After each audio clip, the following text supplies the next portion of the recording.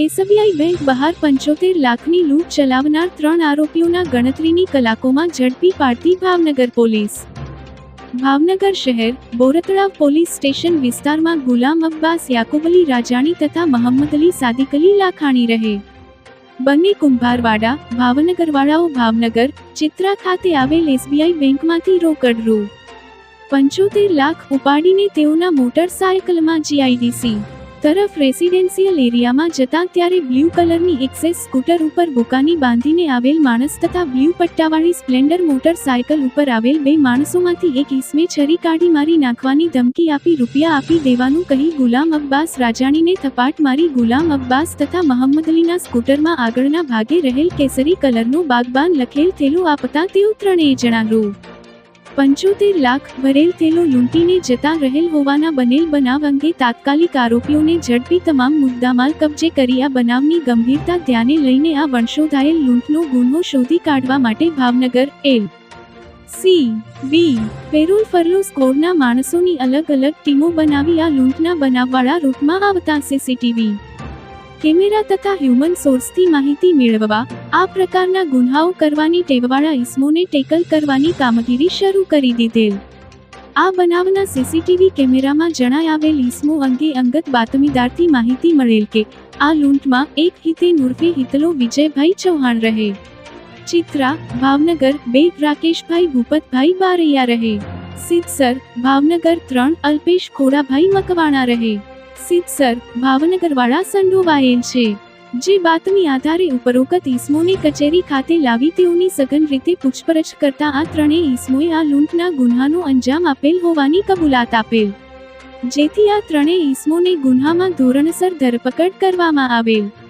Chitra જીઆઈડીસીની SBI શાખાથી પોતાના એકાઉન્ટમાંથી 75 લાખ રૂપિયા ઉપાડી ગુલામ અબ્બાસ અલી રાજાણી અને મોહમ્મદ અલી લાખાણી બંને બેંકમાંથી નીકળે છે અને 300 મીટર જેટલા અંતરે બે અલગ અલગ મોટરસાયકલ ઉપર 3 બુકાની ધારી તેમનો પીછો કરી તેમને રસ્તામાં રોકી છરી બતાવી અને આ 75 લાખની લૂંટ કરીને ભાગી જાય છે। સમગ્ર રૂટ ટ્રેસ કરવામાં આવે છે। ખૂબ મોટી સંખ્યામાં સીસીટીવી કેમેરા ચેક કરવામાં આવે છે। ત્યારબાદ ભોગ બનનારની પૂછપરછ કરી આરોપીઓનો હુલિયો, બોલી, તેમણે પહેરેલા કપડાં વગેરેનું વિવરણ નોંધવામાં આવે છે।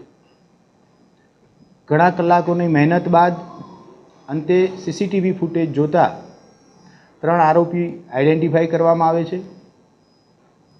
તમામ ટીમની મહેનતથી છેલ્લે 3 આરોપી પકડી લેવામાં આવે છે, જેમના નામ